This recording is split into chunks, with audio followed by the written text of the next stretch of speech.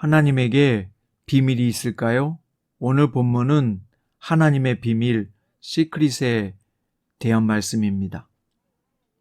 오늘 본문은 욥기 28장 12절부터 28절이고요. 28절 한 절만 읽겠습니다. 또 사람에게 말씀하셨도다. 보라, 주를 경외함이 지혜요, 악을 떠남이 명철이니라. 아멘. 오늘 말씀의 제목은 하나님의 시크릿, 예수 그리스도입니다. 욥은 인간이 아무리 뛰어나다고 해도 지혜와 명철을 발견할 수 없다고 말합니다. 지혜와 명철에 이르는 길은 사람들뿐만 아니라 모든 피조물에게도 알려져 있지 않으며 심지어 창조 전부터 있었던 깊은 물이나 바다도 그것을 품지 못한다는 것입니다. 그렇다면 도대체 지혜와 명철이 얼마나 값진 것이기에 그것을 찾고자 하는 것일까요? 욥은 지혜는 땅속 깊은 곳에서 고생 끝에 찾아낸 어떤 보석과도 바꿀 수 없을 정도로 귀하고 아무리 많은 돈을 준다고 해도 얻을 수 없다고 말합니다. 지혜는 인간이 얻을 수 있는 대상이 아니며 인간의 능력을 초월했기에 인간의 노력으로 얻지 못합니다. 심지어 초월적인 존재인 멸망과 사망도 단지 소문으로만 들었을 정도이죠. 그럼 지혜와 명철은 과연 인간에게 주어지지 못하는가? 아닙니다. 지혜와 명철에게 접근할 수 있는 것은 오직 하나님뿐입니다. 하나님만이 지혜를 소유하시고 마음대로 사용할 수 있기 때문이죠. 하나님은 세상을 창조하실 때에도 그 지혜를 사용하셔서 하늘과 땅의 법칙을 만드심으로써 생명체들이 서로 상생하며 자연이 순환되게 하셨습니다. 그런데 놀라운 것은 하나님께서 사람들에게도 지혜를 경험할 수 있게 하셨습니다. 그것은 무엇일까요? 28절에 보라, 주를 경외함이 지혜요, 악을 떠남이 명철이니라. 욥기에서 말하는 지혜는 무엇일까요? 하나님과 맺은 관계 속에서 하나님을 창조주로 인정하고 악에서 떠나 바른 삶을 살아갈 때 경험하는 것입니다. 하나님의 지혜는 어떻게 사람들에게 나타났을까요? 먼저 구약 성경에서는 율법으로 계시되었습니다. 신명기 4장에 보면 모세는 이스라엘에게 하나님이 명하신 규례와 법도를 준행하는 것이 너희의 지혜요, 너희의 지식이라고 말했습니다. 어기는 자는 멸망할 것이지만 지키는 자는 너도 복을 받을 것이다. 그 지혜의 말씀을 자녀들에게 가르쳐 지키게 하면 그들도 약속하신 복을 받을 것이요, 세상 모든 나라에게 칭찬받는 말을 듣게 될 것이다 라고 했습니다. 그래서 이 큰 나라 사람은 과연 지혜와 지식이 있는 백성이로다 라는 말을 듣게 된다는 것이죠.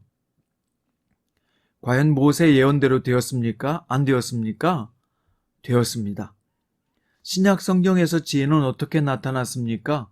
골로새서 2장 3절에서 바울은 예수님은 하나님의 비밀, Secret of God이라고 소개하면서 그 안에는 지혜와 지식의 모든 보화가 감추어져 있느니라 라고 말했습니다. 예수님이 곧 하나님의 지혜와 지식의 보화 자체라는 것이죠. 고린도전서 1장 24절에서는 오직 부르심을 받은 자들에게는 유대인이나 헬라인이나 그리스도는 하나님의 능력이요 하나님의 지혜다 라고 말했습니다. 하나님의 능력이요 지혜이신 예수 그리스도를 알아보지 못하면 어떻게 될까요? 고린도전서 2장 8절에서는 비밀로 감추어져 있었던 하나님의 지혜를 알지 못한 사람들이 있었다라고 말합니다. 예수님은 하나님께서 우리 영광을 위하여 만세전에 미리 정하신 하나님의 지혜인데 이 세대의 통치자들이 알지 못하여 영광의 주를 십자가에 못 박아 버렸다라고 되어 있습니다.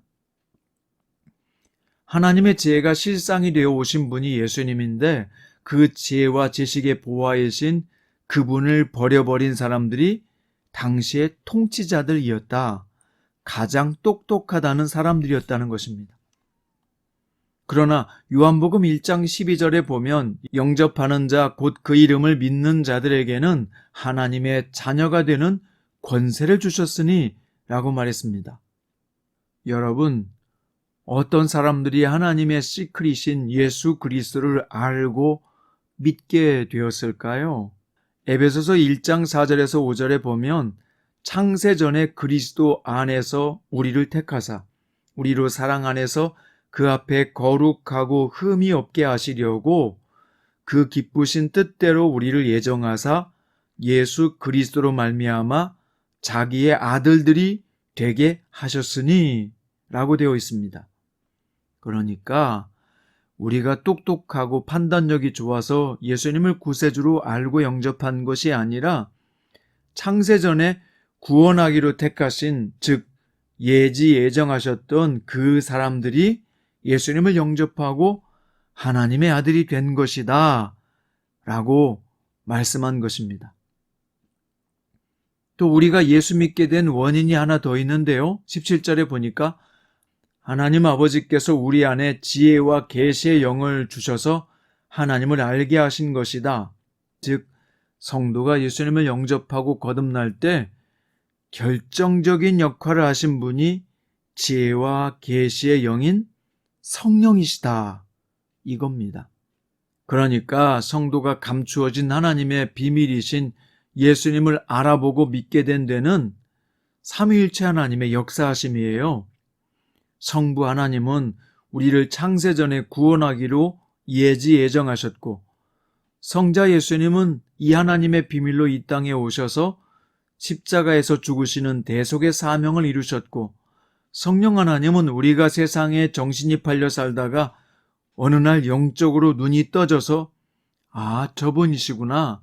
내가 믿고 영접해야 될 분이 라는 마음으로 결단하게 하시고 영접하게 하신 일을 이루셨다는 것입니다. 여러분이 예수 믿고 영접한 것이 그냥 우연히 사사로이 된 것이 아니란 말입니다. 이것은 태초부터 있었던 장엄하고 위대한 구원의 대장정이에요. 엄청난 블록버스터보다 더 엄청나고 놀라운 구원의 대서사시임을 우리는 알아야 합니다.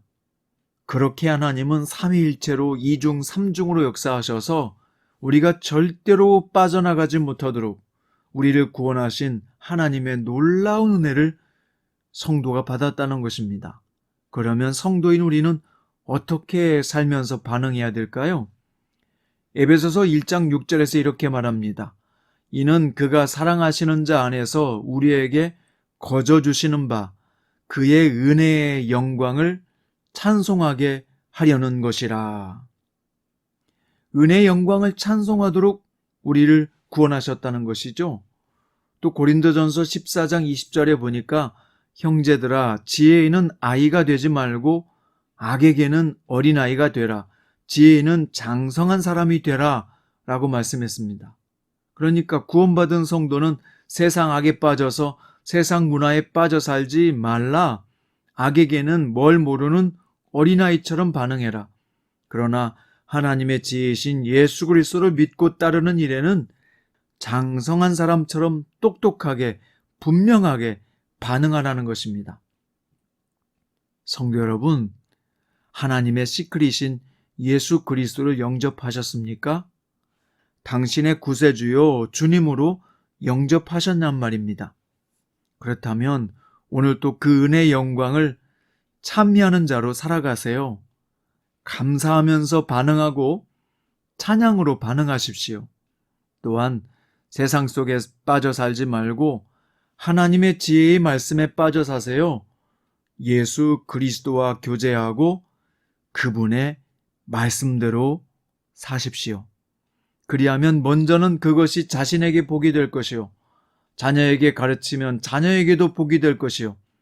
모든 사람들에게 과연 지혜와 지식이 있는 백성이로다 라고 하는 부러움의 칭찬을 받는 복이 있을 것입니다. 이런 귀한 복을 알고 누리는 귀한 성도로 살아가시길 주님의 이름으로 축원드립니다. 기도드립니다. 주님, 마른 막대기요 벌레 같은 저희들을 구원하시기 위해서 삼위일체 하나님께서 하신 일을 보았습니다.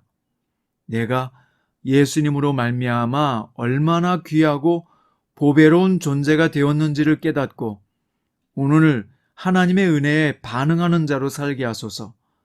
주님을 찬양하고 악에게는 어린아이처럼 더디게 반응하지만 말씀에는 장성한 성인처럼 반응하여 내 것으로 만드는 지혜로운 자가 되게 하여 주십시오. 예수님의 이름으로 기도드립니다.